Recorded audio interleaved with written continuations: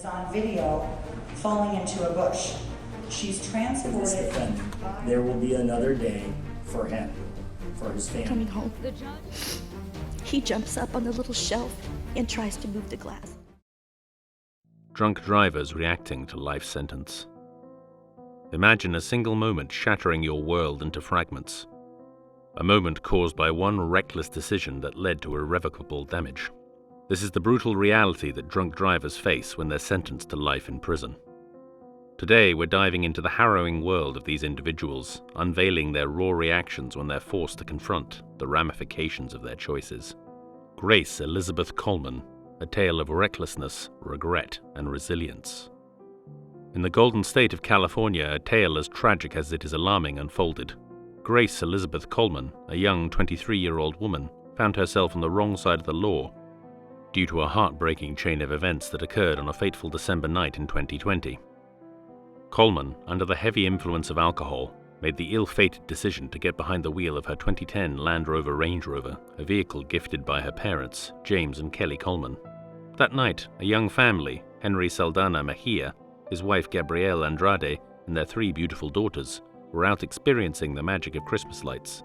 An innocent and joyous tradition turned into a nightmare. As the girls huddled in their car seats, a reckless Coleman with a blood alcohol level nearly triple the legal limit sped through a red light. The resulting collision forever altered the course of multiple lives. Coleman, having caused the untimely demise of the young couple and leaving their 3 daughters injured and orphaned, attempted to flee the scene, marking the gruesome beginnings of a sad tale. The heartbreaking scene that unfolded in court was one of immense sorrow. The young orphaned girls, Emma, Sophia, and Elena, bravely faced the woman responsible for their parents' death. In a room filled with a palpable sense of loss, the girls read out letters they had written for their parents, their voices trembling with grief.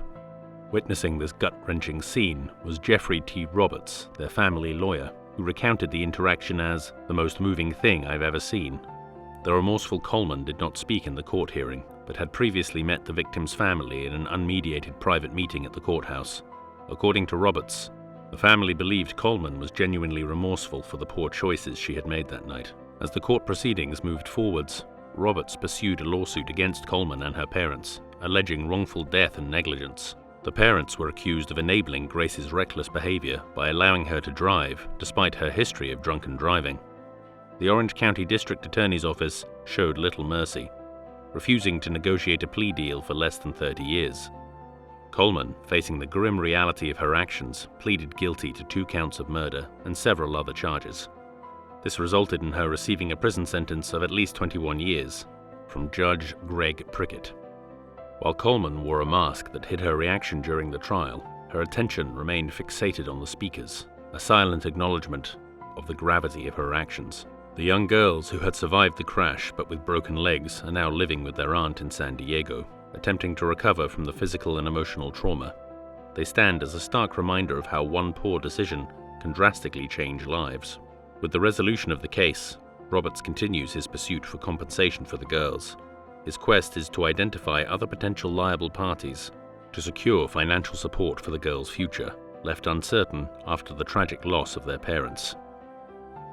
The trial of Javier Artemio Cortez. In the quiet town of Atascadero, California, life shifted tragically for 2 families in the blink of an eye. One ill-fated night, 28-year-old Javier Artemio Cortez's black Chrysler collided with a white Jeep Cherokee carrying 4 passengers, marking the beginning of a horrifying sequence of events. The force of the impact was so strong that it took the lives of 2 young women, Madison Coleman, 17, and Monica Gonzalez, 20. It was later revealed that Cortez, who had been partying and allegedly consuming alcohol earlier that evening, had been driving at a staggering speed of up to 104 miles per hour on Donovan Road and Miller Street. Cortez, following the tragic incident, faced 2 counts of murder and 1 count of driving with a blood alcohol content greater than 0.8%, causing injury. This last charge carried 3 enhancements: great bodily injury, excessive speeding, and having a high blood alcohol content. Judge John McGregor presided over the preliminary hearing, where several local police officers testified about the crash. They described a chaotic scene where the Jeep seemed to have exploded off and debris from the wrecked vehicles was scattered all around. The impact was so intense that it had catapulted a tire off one of the cars. Gonzalez was thrown out of the Jeep, despite wearing her seatbelt, while Coleman was trapped in the driver's seat. Both women succumbed to blunt force trauma. Another passenger was severely injured and flown to the hospital. Evidence from the crash revealed that Cortez was driving at an extremely high speed moments before the crash, lending weight to the charges against him. Prosecutor Stephen Wagner argued that Cortez knew the risk he was taking by driving under the influence, making his actions tantamount to murder. He pointed out that the party host had offered Cortez the option to stay over if he had been drinking, but Cortez had declined. In a previous incident in 2018, Cortez had been called to the police station to pick up his cousin, who was involved in a DUI incident. Wagner asserted that these incidents made Cortez aware of the perils of drunk driving. On the other hand, Cortez's attorney, Paul Greco, argued that his client should be charged with gross vehicular manslaughter instead of murder. He claimed that Cortez didn't necessarily know the dangers of drunk driving just because he picked up his cousin from a DUI incident years ago. Greco also suggested that Cortez's slurred speech might have been due to a possible concussion from the collision. In the end, Cortez was sentenced to 21 years imprisonment for his actions. It's a long stretch, years spent behind bars instead of on open roads. A sobering end for Cortez and a reminder of the tragic night that changed so many lives forever. The story of Tana Dashner. On a fateful night in 2018, Tana, then only 21, made the irrevocable decision to drink and drive. This choice set in motion an evening of terror, culminating in a fiery crash that extinguished the lives of 5 innocent souls and shattered countless others. The Dodge Dakota was idling quietly at the red light at Midway Road, patiently waiting its turn to proceed. The night was like any other, except for Dashner, who was recklessly racing at 97 miles per hour in a 30-mile-per-hour zone, his judgment obscured by the haze of alcohol. As the light turned green, the unsuspecting Dodge and a BMW in front of it were caught off guard by Dashner's SUV hurtling towards them. The resulting crash ignited a fierce fire that consumed the Dodge and the lives of its occupants. The victims, Keaton Tillett, Alexis Cheney, Anthony Victor, Anthony Martin, and Darian Douglas, all vibrant individuals with their own dreams, were suddenly no more. Arionia Stanbury, a 14-year-old passenger in the Dodge, was the sole survivor, yanked from the jaws of death by a quick-thinking bystander. The blood alcohol content of Dashner was reported to be 0.274%, more than 3 times the legal limit. 3 years later, the case found its resolution in the austere courtroom of Senior Circuit Judge Robert Makehamson. The judge, known for his reticence in providing explanations for sentences, made an exception for this case, remarking on the devastating consequences of the choices made that night. Dashner was handed down a sentence of more than 70 years behind bars. The sentencing brought a semblance of closure to the victims' families, but it also underscored their incalculable loss. For Susan Brooks, the aunt of Anthony Martin, the sentence marked the beginning of a journey towards forgiveness and moving on. Meanwhile, Listen Douglas, the sister of Darian Douglas, expressed her satisfaction with the sentence, dismissing the defense attorney's request for leniency as disrespectful to the victims. Dashner's attorney, Ashley Minton, put forth a plea for leniency, citing purported evidence of autism spectrum disorder and other health issues. However, these arguments were swiftly dismissed by Judge Makehamson, who pointed out the lack of any concrete evidence suggesting Dashner's inability to understand his intoxication that night. In an emotionally charged courtroom, relatives of the victims shared their heart-rending stories of loss and anguish. One by one, they implored the judge for the harshest sentence. Dashner, mostly silent, finally turned to the courtroom and expressed his regret. "I regret the poor decisions I have made, and I am sorry to all the families that I have devastated because of this terrible incident," he said, hoping for their eventual forgiveness. The harrowing path of Olivia Carolee Culbreth.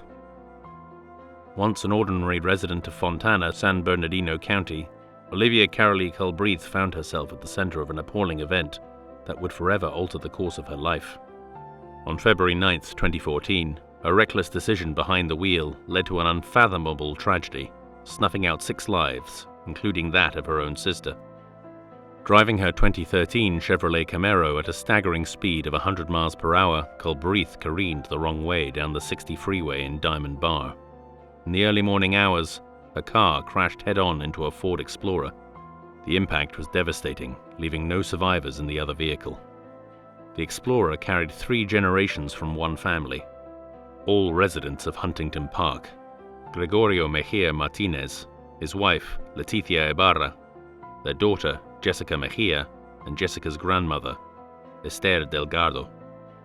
Along with them, Culbreth's sister Maya and friend Kirsten Young too met a gruesome end in the crash. Despite the catastrophic impact, Culbreth was the lone survivor, albeit injured. Deputy District Attorney Casey Higgins presented the evidence at the trial, revealing Culbreth's blood alcohol level to be almost double the legal limit at the time of the crash. This grim fact pointed a sobering picture of reckless behavior and highlighted the preventable nature of the accident. Culbreth was no stranger to the perils of impaired driving. She had a prior DUI conviction where her reckless driving had ended with her car wrapped around a light pole. Aware of the potential consequences, she still made the fateful choice to drive under the influence, leading to a horrifying incident that left a man's 911 warning about a wrong-way driver tragically prophetic. Adding to the horror, Culbreth had regained her license just days before the deadly collision after having it suspended twice due to negligence and excessive blood alcohol content. The toll of this incident was heavy, and Culbreth seemed to understand the gravity of her actions. In an emotional statement, she apologized to the victims' families, admitting her wrongdoing and expressing her desire to take full responsibility for the heartbreaking event. Yet the grieving families found little solace in Culbreth's remorse. Mary Mejia, who lost her parents, sister, and grandmother in the crash, told the court of the immeasurable pain and loss she suffered. The mother of Kristen Young, Anna Marie Coy, spoke of her struggle to find a reason to live, adding that the sentence brought her no closure to the pain and grief. The 26-year-old Culbreth, a mother herself to an 11-day-old son at the time of the crash, was sentenced to 30 years to life in prison. The sentence was handed down by Superior Court Judge Lisa B. Lench, who described the case as tragic while highlighting the irreparable damage caused by Culbreth's reckless actions. Despite the severity of her sentence, Culbreth's attorney, Robert Sheehan, portrayed her as extremely remorseful. He shared Culbreth's frequent lamentations of wishing she had died instead of her victims. He defended his client, citing her dedication to helping others, including saving a fellow inmate's life. The sentence, although viewed as extremely harsh by the defense, reflected the dreadful aftermath of Culbreth's actions. Yet the defense hinted at the possibility of an appeal, blaming the California Highway Patrol for not responding to the 911 calls about a wrong-way driver promptly. Amber Pereira's story of regret and remorse. A bright August day in 2017 took a grim turn when Pereira, in a state of intoxication, caused a catastrophic crash on the Leroy-Selman Expressway. It was a tragedy that saw the demise of the Felipak family, Luis, Rita, and their 8-year-old daughter, Georgia. A Hyundai sedan, their safe haven, turned into a burning metal cage due to the forceful impact of Pereira's car, ending 3 innocent lives. The crash's intensity also affected Tracy Lee Kelly, who suffered severe injuries. Pereira's car, a Kia, spun uncontrollably, but she managed to regain control and continued driving, only to stop 2 miles away when a tire fell off. Hours after the accident, her blood alcohol was recorded as 0.10, which was estimated to be as high as 0.226 at the time of the crash. Receipts and an empty beer can found in her car served as distressing reminders of her irresponsible actions that day. Tests also revealed that she had consumed cannabis before the accident. Pereira's defense was rooted in her diagnosis of non-epileptic seizures, claiming that one such seizure caused the accident. However, Circuit Judge Christopher Sabella refuted this argument, pointing to the evidence of her car's data recorder, which showed a high speed and last-moment swerving. This evidence, coupled with her attempt to flee the scene and hide her blood samples, suggested an awareness of her actions. Before her trial began, Pereira chose to plead guilty to 9 charges, including 3 counts of DUI manslaughter and 1 count of leaving the scene of a crash involving death. She left her fate in the hands of the court. Her attorney, Hubble Lawson, asked for a 20-year sentence, followed by 15 years probation. He cited her minimal criminal history and lack of intention to cause harm. Contrasting this plea, others believed she should spend her remaining life in prison.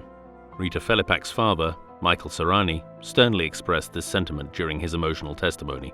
However, amidst the brewing storm, Pereira's family painted a picture of a remorseful woman who deeply regretted her decision to drive that day. After much deliberation, Sabella handed down a 50-year prison sentence to Pereira. As the judgment sank in, Pereira, clad in orange jail attire, sobbed, periodically wiping her tears. After the verdict, she had one last look at her family before being led away by the bailiff. Pereira's story serves as a stark reminder of the irreversible effects of irresponsible decisions. The story underlines the importance of choices and their profound consequences. As for the Felipak family and others affected, the pain of their loss will linger long after the courtroom has emptied. And so we reach the end of today's chilling exploration into the real-life impacts of drunk driving. Before we wrap up, please remember to hit the like button if you found this video valuable, and subscribe to our channel for more insightful content. Thank you for joining us today. Until next time, stay safe and vigilant.